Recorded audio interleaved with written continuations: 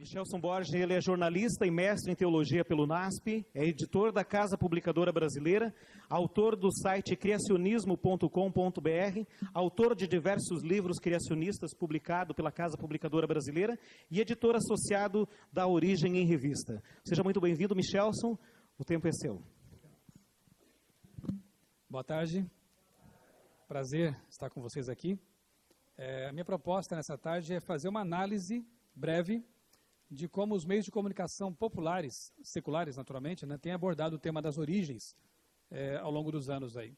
Eu sou criacionista há 2 décadas, pelo menos, não tanto quanto alguns aqui talvez, ou talvez mais do que a maioria daqui, né, pelo que eu estou vendo aqui no cenário, no auditório, mas eu passei boa parte da minha vida defendendo o darwinismo. Até o meu primeiro livro, que eu escrevi com 15 anos, meu pai me deu uma máquina de escrever de Natal, e eu passei as férias escrevendo um livro. Ele tinha caráter evolucionista, era uma ficção científica. E a mudança de paradigma não foi tão fácil, foi meio traumática, mas valeu muito a pena. Então, esses 20 anos de defesa do criacionismo tem sido uma experiência assim, muito marcante em minha vida e repleta de significado. E, como eu sou jornalista também há cerca de 20 anos, eu tenho feito um acompanhamento, né, natural, pela profissão, pelo meu interesse no assunto, de como a imprensa tem feito a cobertura no nosso país desse assunto, né, especialmente do criacionismo. E o que eu vou apresentar para vocês essa tarde é mais ou menos isso, esse recorte, né? Será que é possível escurecer um pouquinho aqui na frente? Só para ter mais contraste aqui na tela. Distorções, incompreensões e lenha na fogueira, porque lenha na fogueira é o que vende jornal, né? Então, vocês perceberão que quando pinga sangue, interessa a imprensa, porque isso ajuda a vender, né? Jornal. Então, esse clima de guerra, muitas vezes alimentado, né, por setores da mídia, não precisava ser assim. Não era necessário que fosse assim, mas acaba sendo porque, repito, né, isso interessa à imprensa. Um autor que sempre, quer dizer, no tempo de evolucionista, ele fez grande diferença, né, no meu interesse por ciência, Carl Sagan, grande astrônomo, divulgador de científico, né? E eu me lembro quando eu comprei o livro Cosmos, que era a coletânea daquela série dos anos 80, né? Que foi a TV, e agora fizeram aí um remake, né? Com um astrofísico, né? Essa série e esse livro Cosmos, eles tiveram um impacto muito forte em minha vida. E como ele foi importante para mim, eu quero começar lendo uma citação de Sagan, de um outro livro, O Mundo Assombrado pelos Demônios. É um livro interessante, isso aí. E Sagan diz assim: se houvesse ampla compreensão de que os dados do conhecimento requerem evidência adequada antes de poder ser aceitos, não haveria espaço para a pseudociência. E eu concordo em todos os sentidos com o que Sagan diz aqui, né? Se houvesse realmente uma compreensão profunda, né, e evidências consistentes, adequadas, não haveria espaço para a pseudociência. Nem para pseudo-jornalismo, eu posso dizer assim, né? E acho que essa citação, ela dá um bom norte para a gente começar aqui a nossa palestra. Eu quero definir rapidamente com vocês alguns conceitos, porque, tendo a definição deles, vocês perceberão como a imprensa, ou os setores da imprensa secular, nem sempre contribuem para ajudar as pessoas a ter uma compreensão adequada do que sejam ciência, evolucionismo, criacionismo, nem tampouco design inteligente. Querem ver? Um conceito assim interessante de ciência, inclusive quem me ajudou a refiná-lo foi um amigo pessoal chamado Eduardo Lutz, muitos aqui devem conhecê-lo, ou Litz, né? Tem um treminho ali. Ele é físico e é uma pessoa assim realmente dedicada também à causa criacionista, tem participado de vários eventos da Sociedade Criacionista e diz que ciência é um conjunto de métodos matemáticos que pode ser usado coerentemente em investigações ou pesquisas sobre qualquer assunto. Esse conjunto de métodos é como uma caixa de ferramentas. Nela encontramos os mais variados tipos de ferramentas para cada tipo de tarefa, desde as mais simples até as mais sofisticadas. Os pioneiros da ciência, Galileu, Copérnico, Newton e outros, né? Reconheciam a matemática como estando na base de todas as demais áreas do conhecimento humano. E também entendiam que matemática não se inventa, se aprende na natureza. Como dizia Galileu, né? Se você quer saber alguma coisa, vá lá fora e investigue, né? O grupo do Numar e outros aí estivemos envolvidos em grandes discussões a respeito de algumas definições, e nós cremos que chegamos, né, Everton, a uma definição assim mais aproximada do que seria o criacionismo, o evolucionismo e talvez também a TDI, né? Como proposta, a gente faz a seguinte afirmação com respeito ao evolucionismo. É uma estrutura conceitual, segundo a qual os seres vivos surgiram por processos naturais, casuais e a partir de um ancestral comum, e se diversificaram ao longo do tempo geológico por meio de pequenas e grandes mudanças, sem direção nem propósitos definidos. Se alguém tiver alguma correção a essa proposta, está aberta ainda, né? E dá para a gente, quem sabe, afinar um pouquinho mais a questão aí. O criacionismo, ou melhor, design inteligente, na nossa proposta seria o seguinte: é uma teoria científica que defende que certas características do universo e dos seres vivos são mais bem explicadas por uma causa inteligente ao invés de um processo não direcionado como a seleção natural. E criacionismo, finalmente, é uma estrutura, e na verdade essa definição a gente se apropriou de um termo que o Dr. Rivera vem usando há um bom tempo, e a gente entende que define bem a questão, né? É uma estrutura conceitual, né, Dr. Rui? Ou um modelo, né, que adota para o estudo da natureza a possibilidade da existência de um Criador. A vida teria sido criada inicialmente complexa, completa e funcional, em tipos básicos de seres vivos dotados do aporte necessário para sofrer diversificação limitada ao longo do tempo. Existem 3 principais ramificações distintas dentro do criacionismo: religiosa, bíblica e científica. Repito, uma conceituação que está aberta ainda, né? Mas que eu acho que nos ajuda agora, ao prosseguirmos, né, e analisarmos a cobertura midiática do tema, para vocês perceberem como eles vão longe, né, dessas definições quando escrevem a respeito. Dr. José Luiz Goldfarb foi meu quase orientador de um quase mestrado na PUC, né? Acabou não dando muito certo isso aí, mas ele é uma figura bem conhecida aí no meio da história da ciência, né? Ele é coordenador do curso de História da Ciência da PUC São Paulo, e em 99, eu já acompanho também a trajetória dele há um bom tempo. Em 99 eu me lembro que eu li uma afirmação dele na revista Época, em que ele dizia assim, ó: nenhum cientista entra no laboratório sem uma visão de mundo mais complexa. O fato de a ciência funcionar em bases experimentais não significa que o cientista não tenha crenças ou pressupostos sobre a realidade. Achei bastante interessante, vindo de um físico, né, historiador, essa admissão de que os cientistas, diferentemente do que muitas vezes a mídia tenta nos apresentar, eles são seres humanos, com subjetividades, né, com bagagem filosófica, tanto quanto qualquer um de nós, né? Então, essa afirmação que muitas vezes se vê, né, especialmente na grande imprensa aí, a ciência diz, ou segundo a ciência, como assim? A ciência não diz nada, né? A ciência nem tampouco é uma entidade ou algo assim, né? Quem diz alguma coisa são os cientistas, né? E a ciência é uma caixa de ferramentas, lembram? Da qual podemos abrir mão ou utilizar para entender o mundo que nos rodeia, estudar o mundo que nos rodeia. Agora, os cientistas que dizem alguma coisa, eles são seres humanos dotados de subjetividade, opinião, bagagem intelectual e por aí vai, né? Não são máquinas. Então, é uma pena que a gente veja isso muitas vezes, né? A ciência diz, ou segundo a ciência, isso é assim, e não é por aí. Bem, feita essa introdução bem rápida, porque daria para nos estendermos aqui um bom tempo, mas pelo que eu já sei, o Márcio ontem à noite tratou dessa questão do que é ciência, né? Eu quero com vocês agora fazer 3 exercícios práticos. Estão bem acordados para isso? Eu escolhi 3 cases para a gente analisar, tirados da grande imprensa, 2 mais antigos e um bem recente. Daqui a pouco eu apresento a vocês o bem recente, aconteceu há poucas semanas. Esse aqui eu acho bastante emblemático, né? A revista Ciência Hoje, da SBPC, publicou no ano em que Darwin, né, foi celebrado, porque foi o aniversário acho que de morte, né, ou de nascimento, não lembro agora, de Darwin. 150 anos, né?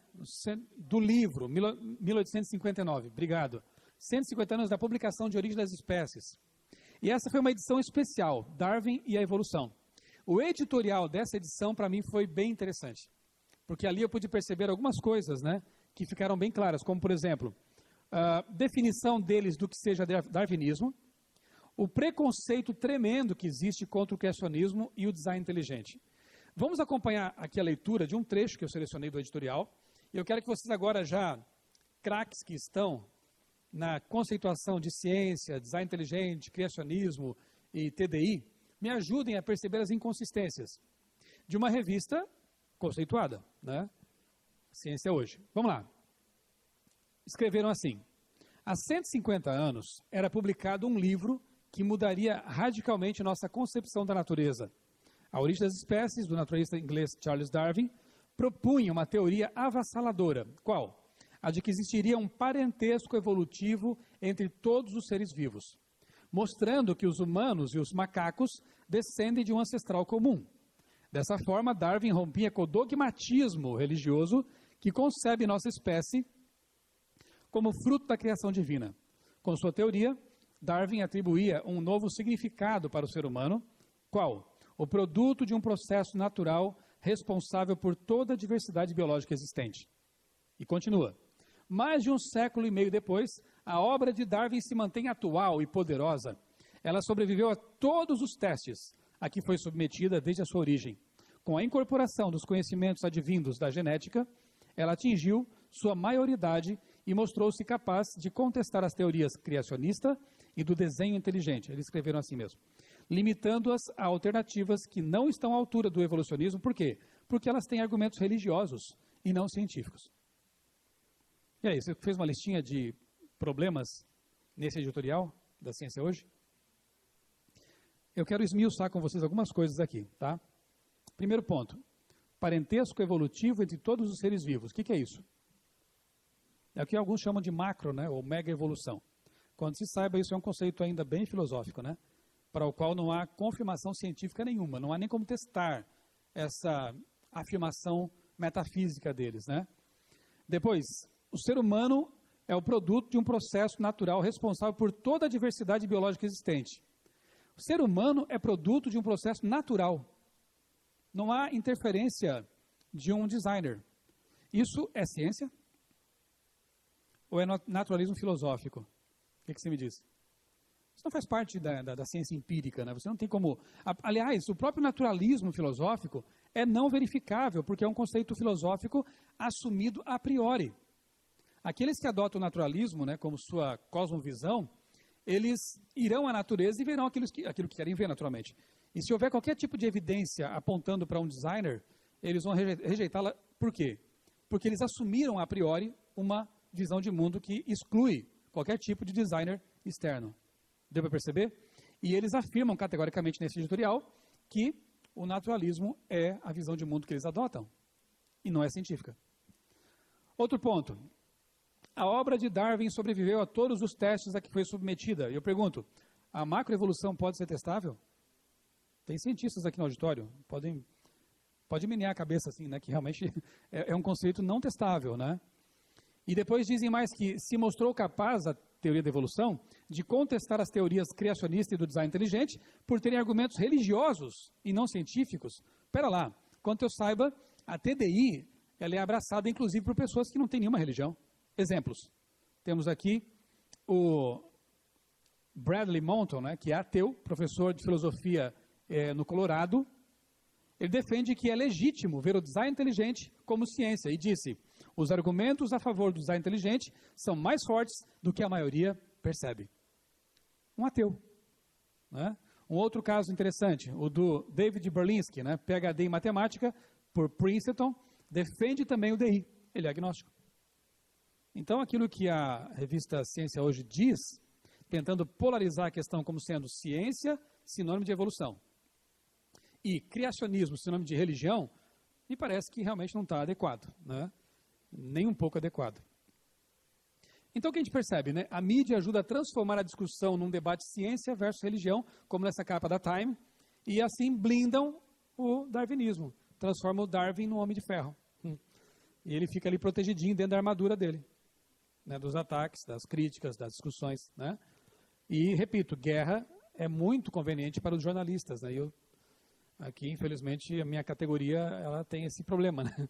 Gosta de uma sensação, gosta de um conflito, né? Porque isso aí ajuda a vender seus jornais, né? Vamos para um case, segundo case aqui. A revista Época, em 2005, o Dr. Rui Vieira deve sentir um pouco de calafrios quando vê essa capa aqui, porque ele também foi um dos personagens abordados por essa matéria. A jornalista nessa época aí, a Elaine, ela me procurou. E eu fui muito prestativo. Eu falei, olha, eu posso te ajudar muito, eu posso te fornecer vários contatos. E eu prometi realmente que faria isso para ela e fiz a minha parte como assessor de imprensa do criacionismo, né? O título da matéria interna é, no princípio, era o que mesmo? E vejam, ela afirma que o resultado mais nefasto desse embate entre criação e evolução não é o surgimento de uma nova geração de criacionistas, mas as levas de estudantes que saem da escola sem entender a teoria de Darwin. Essa matéria está eivada de preconceito, de afirmações levianas, né? Por exemplo, nesse caso aqui, na entrevista que eu concedi à repórter da época, eu forneci para ela o telefone, os contatos do NASP, porque o NASP São Paulo tem um curso de biologia, e eu queria que ela percebesse que aquilo que ela pensava estava totalmente equivocado.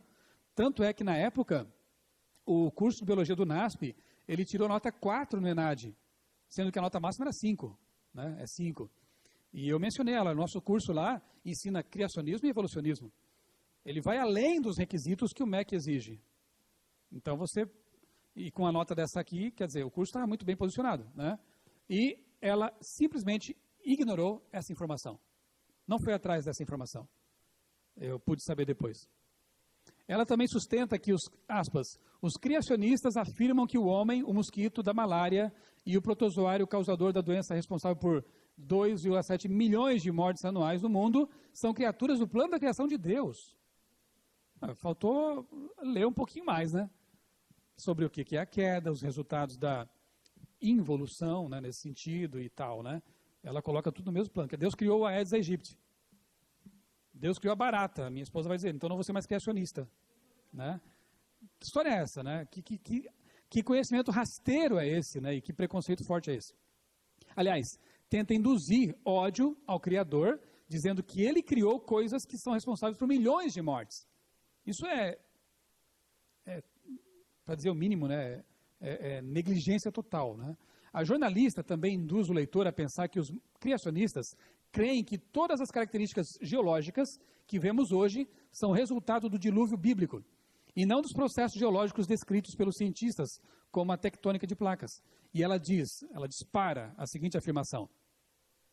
Para a ala mais fundamentalista dos criacionistas, o maremoto que matou milhares, sempre colocando mortes, né? Suscitando um ódio contra aqueles que defendem essas ideias. Então, o maremoto que matou milhares de pessoas na Ásia, na época, não seria causado por movimentos tectônicos de placas terrestres, pois não acreditam que elas acontecem. Pera lá, mas um flagelo enviado por Deus. Gente, é revoltante, né? Você lê isso, né? E depois de ter fornecido tanta informação, gastei uma tarde com essa senhora, passando informações, contatos, né? Mas tem mais, se segure. Aqui está a matéria interna, né? No princípio era o quê? Quando se refere ao movimento do design inteligente, a repórter da Folha, da época, diz que ele se baseia nos argumentos sofisticados e supostamente baseados na ciência, só que ela não trata de nenhum desses argumentos. Eu, sendo repórter, faria isso. Bom, se são argumentos ditos sofisticados, quais são? Faz um box ali, pelo menos, uma listinha desses argumentos, né, para que o leitor tenha contato com eles. Não dá espaço.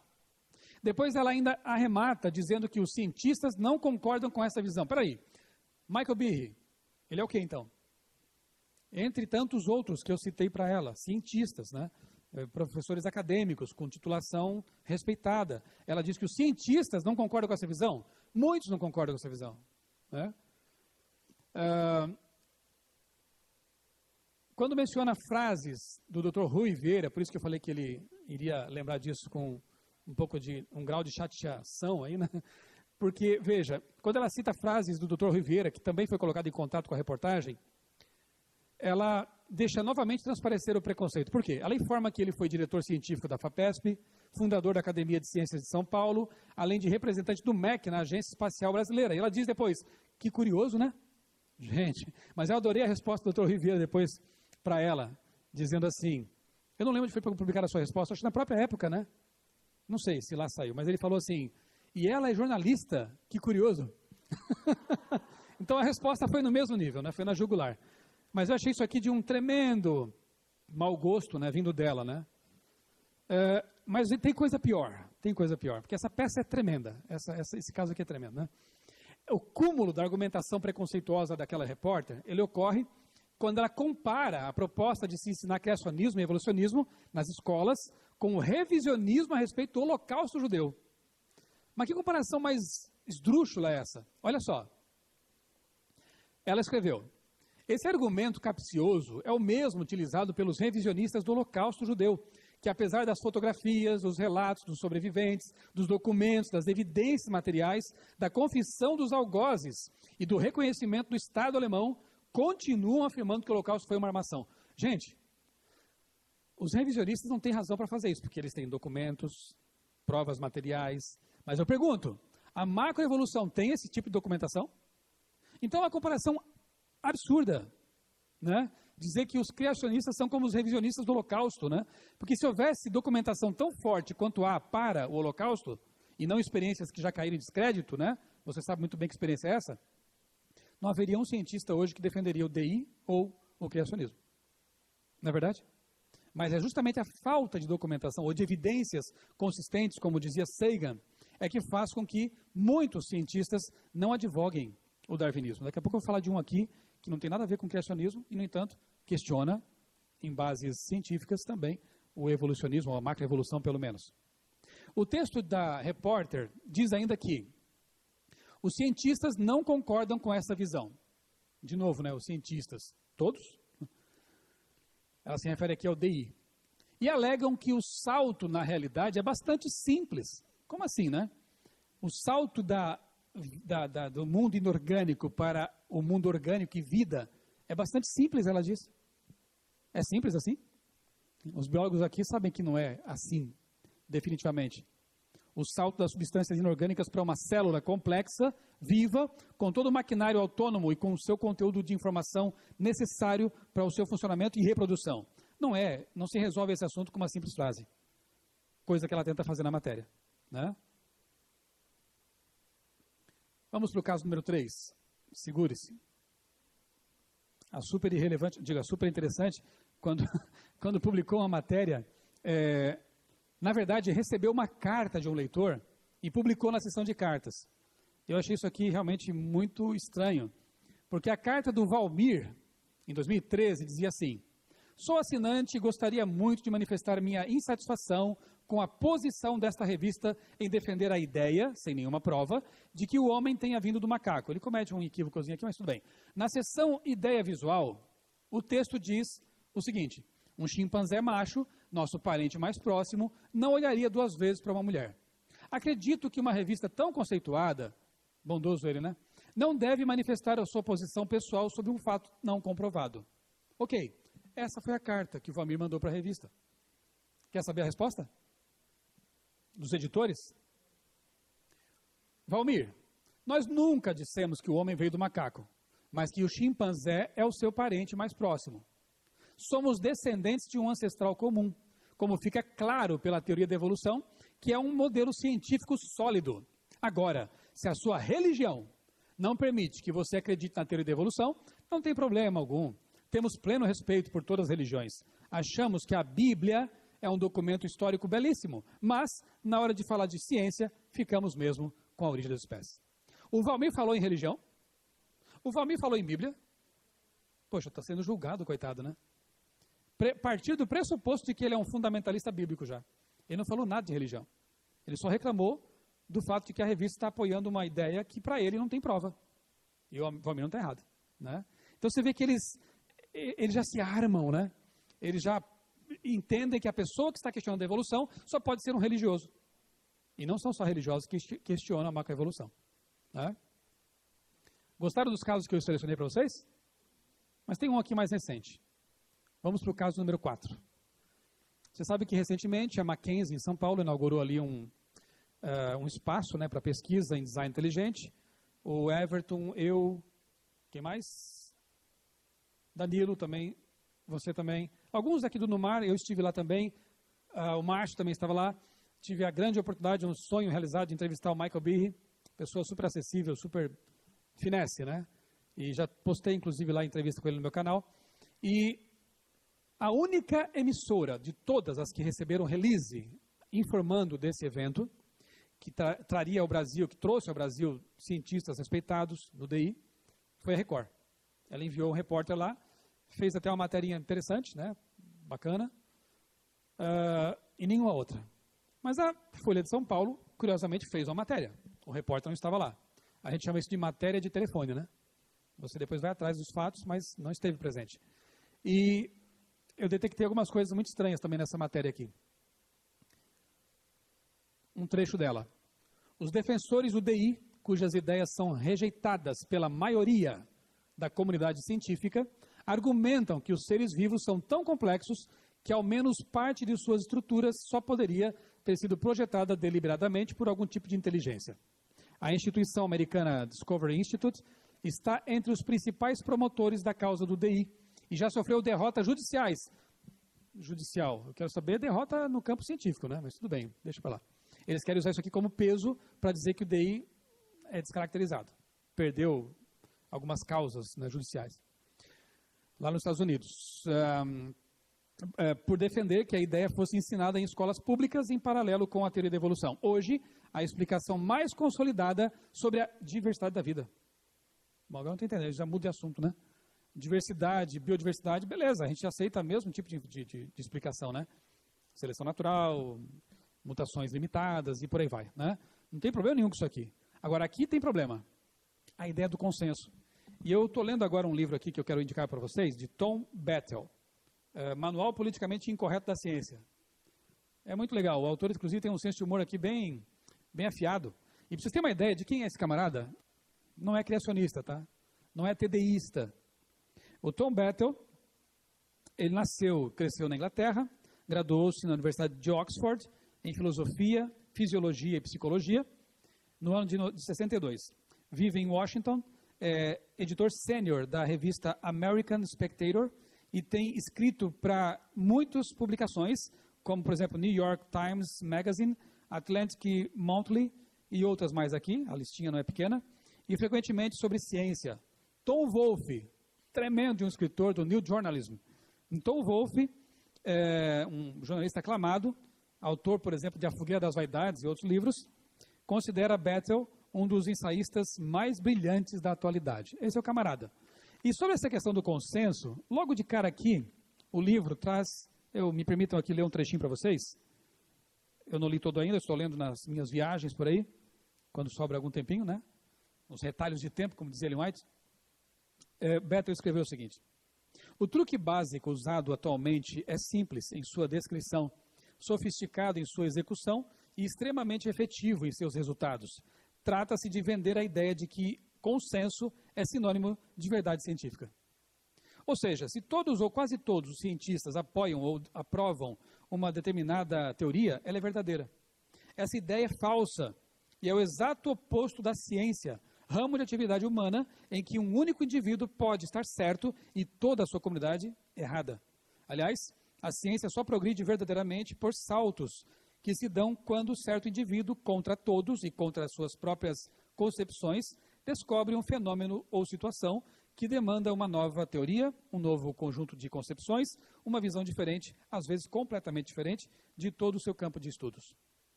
Mas para a grande mídia, se todos os cientistas, não todos, mas todos aqueles que estão dispostos a manipular a mídia, concordam com algo, isso então é verdade científica imutável.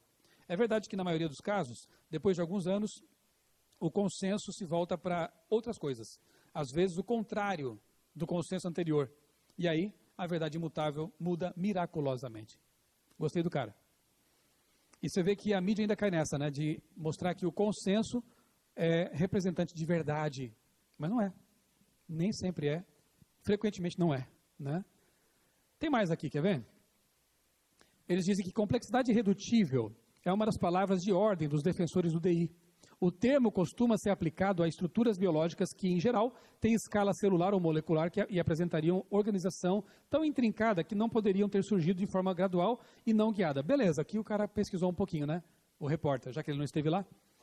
Contrariando, portanto, o que diz a teoria da evolução. O grande exemplo disso seria o flagelo, grosso modo, cauda, né, de certas bactérias. Quem é o autor e o bioquímico que tem defendido mais esse assunto da complexidade redutível e que tem como mascote a bactéria, o flagelo bacteriano? Quem é? Michael Behe. E Michael Behe estava lá. Mas Michael Behe não foi entrevistado pela Folha. Michael Behe estava dando sopa, gente. Eu peguei ele num cantinho lá e conversei mais de 10 minutos com ele, gravei uma entrevista em vídeo. Fácil, acessível. A Folha não se deu o trabalho de conversar com o maior defensor desse assunto, né? Ela cita a teoria dele, cita o que ele tem pesquisado, mas não foi a fonte, gente. Isso é jornalismo básico, eu aprendi isso na faculdade, né? Você ouvir as fontes, ouvir os dois lados de uma questão, né? Agora, quem que a Folha entrevistou? Olha aí, 3 acadêmicos que não estiveram lá, na Mackenzie. Entre eles, uma geneticista da Federal do Rio Grande do Sul, que disse o seguinte: considero que se trata de uma tremenda desonestidade intelectual, o DI.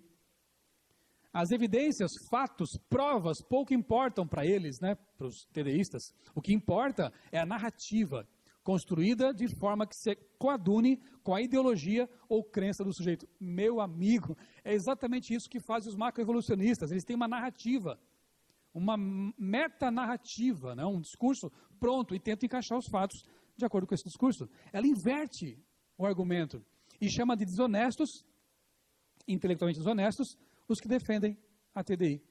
Desonesto é um repórter que não esteve no local, fala sobre o assunto e entrevista fontes que também não estavam lá, para defender a sua ideia. Isso é desonesto. Eu fico bem indignado com isso. Ainda bem que Deus nos dá mansidão, né? Vamos lá.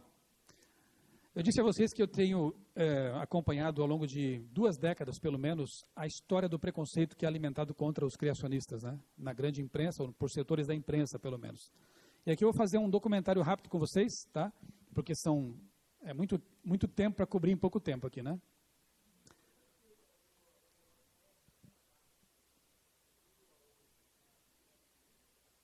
A Folha. Olha, a gente está cansado já de se manifestar. Já escrevi muitas vezes para a Veja, para a Época. Mandei, sim, um e-mail para a Folha. Né? Eu procuro sempre acompanhar e manifestar. Mas o pessoal da Torre de Marfim não dá muita importância não, viu? não se importam muito com o que a gente faz. O que eu faço é usar a minha imprensa marrom, que é o blog, e lá eu publico. Né? E, de repente, um dia chega a algum lugar esse tipo de manifestação. Escrevi, sim, uma crítica a essa matéria da Folha lá no meu site. Pelo menos isso dá para fazer, né? Bem, em 98, que é quando eu comecei a acompanhar, né, essa cobertura toda, eu me lembro que a Folha de São Paulo, ela publicou num caderno dominical, 2 páginas inteiras, uma reportagem, Extremos da Evolução. Interessante que naquele tempo eles eram ainda um pouco ingênuos, né? E eles admitiam nessa matéria aqui, admitiram que havia discordâncias internas. E colocavam ali Richard Dawkins de um lado e Stephen Gould de outro, mostrando que eles não concordavam com certas coisas. Como o Gould faleceu, né, acometido por câncer, o Dawkins acabou assumindo o papel aí de um maior defensor, talvez, né, do darwinismo, embora muitos darwinistas tenham vergonha dele. Mas, enfim, nessa reportagem eles mostram divergências. Mas o que mais me chamou a atenção, e eu devia colocar isso num quadro em minha casa, foi a declaração de John Maynard Smith, que era tido como um dos papas do evolucionismo, muito mais importante do que o próprio Richard Dawkins. Ele teve a coragem de dizer o seguinte: por causa da excelência de seus ensaios, o Stephen Gould tornou-se conhecido entre não biólogos como o mais destacado teórico da evolução. Em contraste, biólogos evolucionistas com quem discutia o trabalho de Gould tendem a vê-lo como um homem cujas ideias são tão confusas que quase não vale a pena ocupar-se delas, mas alguém que não se deve contrariar ou criticar em público, por ao menos estar do nosso lado contra os criacionistas. Para mim isso aqui basta. Revelou realmente o que está lá nos meandros, né, de certos setores evolucionistas. Gould tem ideias confusas, mas pelo menos está do nosso lado. e o cara é famoso, e o cara é influente, então deixa quieto. Ele está indo contra os criacionistas, beleza. Isso é ciência, gente? Vocês acham que isso é ciência? Aquela ciência que eu descrevi no começo lá? 25 de agosto de 99, a revista Isto É publica matéria na qual afirma que a crença na Semana da Criação é uma bobagem sem tamanho. Agora eu vou acabar com a tarde de vocês. Vai surgir um monte de elogios aqui aos criacionistas. Você vai perceber. O primeiro deles, quem crê em bobagem é o quê? É bobo, né? Então quem crê naquilo que a Bíblia fala sobre a criação é bobo, segundo a revista Isto É. 2001, quanto eu saiba, a primeira vez que o tema criacionismo foi capa de uma revista de divulgação científica popular. Eles querem Deus da ciência, como os criacionistas explicam a origem do mundo e contestam Darwin. Nesta matéria, eles usam o termo fundamentalistas, que eu pessoalmente acho muito perigoso, né? Eu acho que foi uma das primeiras vezes que eles aplicam esse termo aos criacionistas, e chamam o criacionismo de movimento populista anti-intelectual. O que é um anti-intelectual? É um burro. Então, além de bobos, os criacionistas são burros. Tem mais. Nessa matéria, eles entrevistaram uma cientista que diz que os criacionistas são especialistas autoproclamados. Isso me deixou tremendamente indignado. Porque eu conheço vários, hoje mais ainda, graças a Deus, né, criacionistas com titulação acadêmica respeitada, com formação acadêmica sólida. E isso aí, você falou, se eu manifestei, né?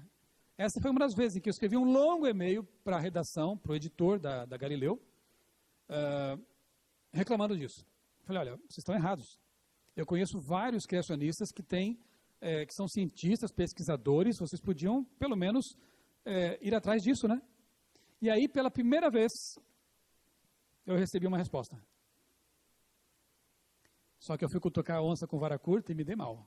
Porque a proposta foi, vem aqui a São Paulo para a gente fazer um chat na internet aqui, você discutir com os leitores. Aí assim, caramba, o que eu faço? O que eu fiz, né? Eu vou lá discutir, né? Eu sou só um jornalista. Aí eu tentei dar uma de assessor de imprensa de novo. Olha, eu conheço vários doutores aqui, eu posso enviar aqui o doutor Naor, né? Se o doutor Rui estiver disposto, eu posso pedir para ele ir também. Posso enviar a doutora Márcia de Paula. Aí eles contra-argumentaram, não, mas a gente precisa de alguém que tenha, seja acessível, que tenha um discurso compreensível. De repente vem um doutor aqui e não consegue participar de um chat na internet. Eu assim, poxa, eles têm um pouco de razão aí também, né? Aí eu orei, pedi a Deus orientação e entendi que eu deveria ir. Mas eu convidei a doutora Márcia para ir comigo. No meio do caminho entre Tatuí e São Paulo, dá 150 quilômetros, né? O telefone toca e eles dizem assim, era o pessoal da Galileu, né? Olha, volte para casa porque houve um problema aqui em nossos servidores. O sistema caiu. Coisa estranha, né? A Globo. Aí eu perguntei, mas tá, vocês vão remarcar esse chat? Vamos, aguarde. Até hoje. Aguardei sentado, deitado. Eu fiquei muito chateado. E sabe por que eu também fiquei chateado? Porque durante algumas semanas, essa fotinho aqui, eu sei que não parece mais, faz tempo já. Essa fotinho ali ficou lá no site da Galileu. Eu tirei foto só para provar para vocês que é real. Converse com o jornalista. E a mínima explicação que deram foi essa linha aqui, ó, cancelado por problemas técnicos. Mas nenhuma explicação, né, adicional, nenhuma remarcação, nunca mais fizeram contato comigo. Eu mandei um livro Origens para o editor, nenhum muito obrigado. Mandei outra literatura da SCB, nenhum muito obrigado. Aí me irritaram. O que eu faço agora então? Eu vou escrever um livro. E eu escrevi um livro. Não tem especialista de verdade no criacionismo? Eu vou juntar 12 então. 12 apóstolos, 12 cientistas.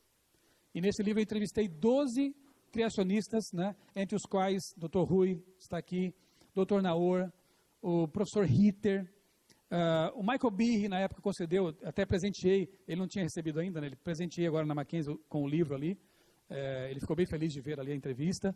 12 pesquisadores. Mandei para Galileu e pensei, minha parte eu fiz, lavei as mãos, né? Sacudi a poeira das sandálias, né? Eu fiz a minha parte. Eles sabem que publicaram uma inverdade. Há muitos criacionistas com titulação acadêmica, não são especialistas autoproclamados, são sim especialistas, né? Só para vocês saberem, eu não sei se vocês sabiam dessa história, os bastidores aqui desse livro, né? Esse livro nasceu dessa minha indignação com aquela revista. Então agora você já sabe. 3 de janeiro de 2005, de novo, aquela matéria. Ali chamam os criacionistas de ignorantes. Então como é que está a listinha aí? Bobos, burros, ignorantes, fundamentalistas. Tá bom? Pode piorar, acredite. Sempre pode. Maio de 2005, a revista Ciência Hoje, de novo, né? Considera o ensino do criacionismo uma esquizofrenia pedagógica. Márcio é um esquizofrênico, sabia? Você ensina isso na escola? Bobos, burros, ignorantes, fundamentalistas, esquizofrênicos. Será que pode piorar? Pode sim. Quer ver?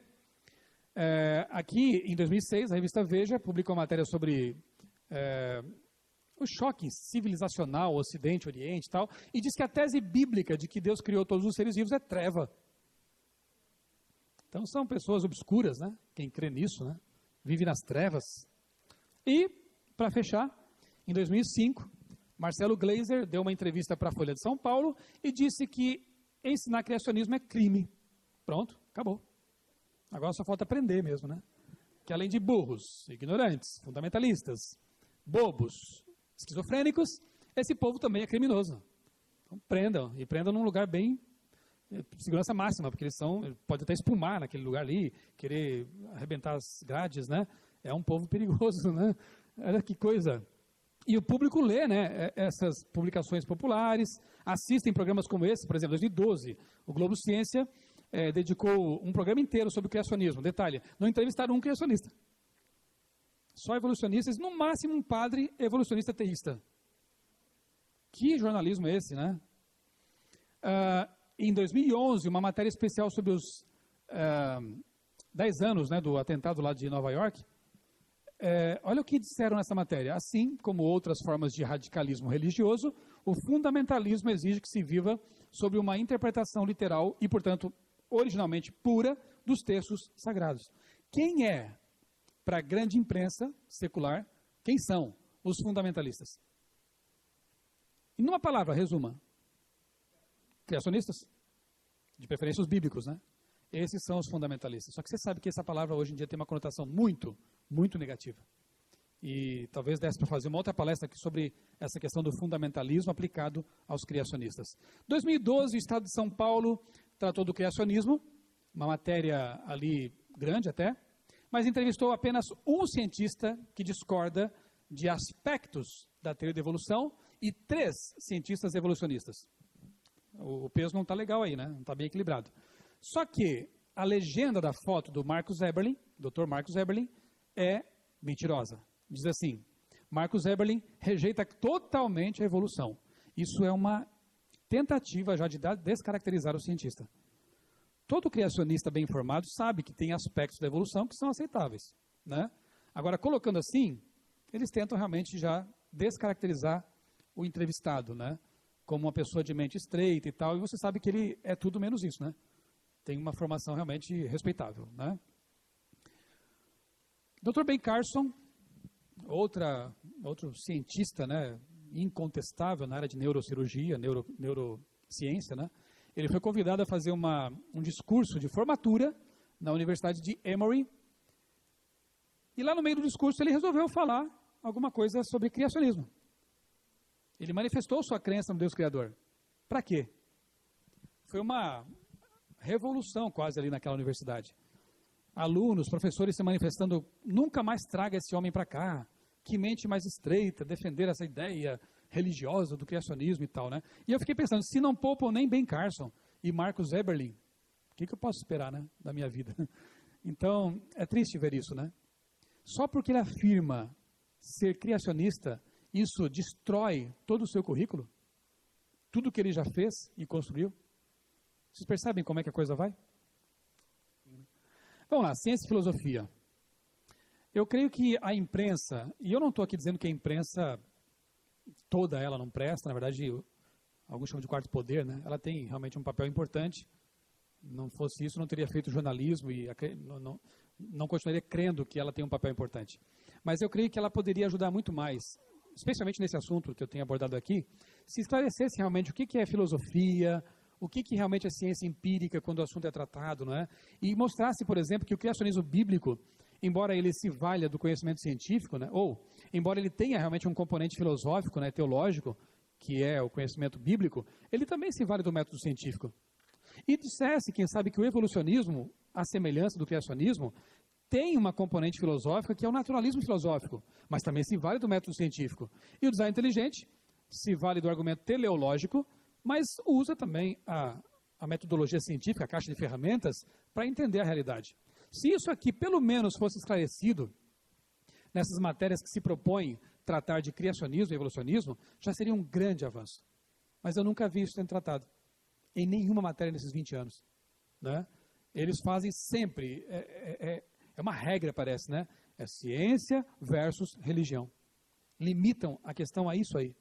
E totalmente equivocado. Dr. Philip Johnson, no livro Darwin no Banco dos Réus, ele escreveu que evolução pode significar qualquer coisa, desde a declaração não controversa de que a bactéria desenvolve resistência a antibióticos, até a grande afirmação metafísica de que o universo e a humanidade evoluíram inteiramente por forças mecânicas sem propósito. Uma palavra elástica, assim, evolução, é capaz de induzir ao erro, dando a entender que sabemos tanto sobre a grande afirmação, quanto sabemos sobre a pequena afirmação. Ou, como alguém conseguiu expressar em um cartoon, né? Eu sei que a evolução é verdadeira porque eu vejo a evolução ocorrendo todo o tempo. Só que no momento que ele fala evolução pela primeira vez, ele pensa na macroevolução, aquela que não tem comprovação científica ou não é passível de experimentação, de investigação, né? Que está mais nos campos aí da metafísica. Mas quando ele menciona a evolução pela segunda vez, ele está apenas pensando na diversificação entre raças, como os cães. Então você percebe que essa palavra é bem camaleônica? E, infelizmente, na grande imprensa, quando trata do assunto, eles não esclarecem do que estão falando quando mencionam evolução. Se fizessem isso, seria um grande serviço, né? Ou então começa esse cartoon aqui. Eu vejo a evolução ocorrendo em meu laboratório, pois é um fato, né? Isso é um fato. Quando ele pensa em evolução, esse cientista, ele está pensando aqui em mudanças limitadas em pigmentação, formato de asas em borboletas. Mas o garotinho que foi alimentado pela Veja, pela Isto É, pela Super Interessante, pela Ciência Hoje até, ele já pensa na macroevolução, naquele desenho lá que não tem nada a ver. Você percebe? Na cabeça dos especialistas é uma coisa, do grande público alimentado pela grande imprensa é outra, infelizmente. Aqui, só para completar a série de tirinhas do personagem que eu criei junto com um amigo lá de Tatuí, o professor Atelmo, que é da turminha do cético. Né? Eu até tenho que achar mais tempo para produzir essas tirinhas, porque falta pouco tempo para muita coisa. Né? Mas, enfim, alunos, não temos todos os detalhes, mas sabemos que evoluímos. Então, está aqui os detalhes que eles têm, né? Mas tudo aqui não sabem. Ok? Vamos lá. Curiosa e ironicamente, quando a imprensa secular aborda outros assuntos que não sejam criacionismo, como, por exemplo, 2 brasileiras são parte de um estudo sobre reencarnação.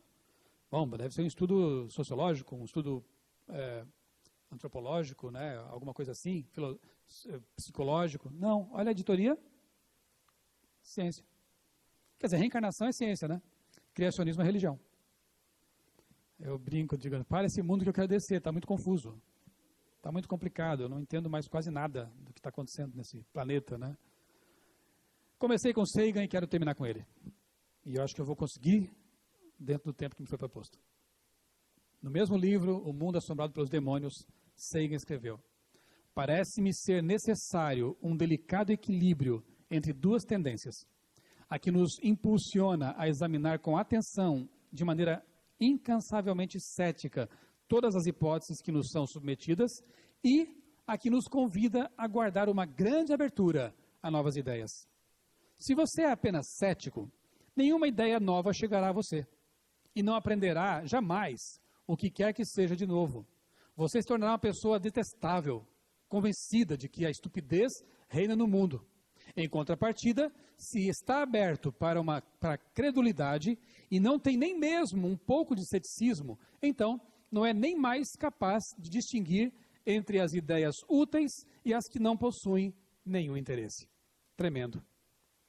E quer saber? É preciso duvidar para crer.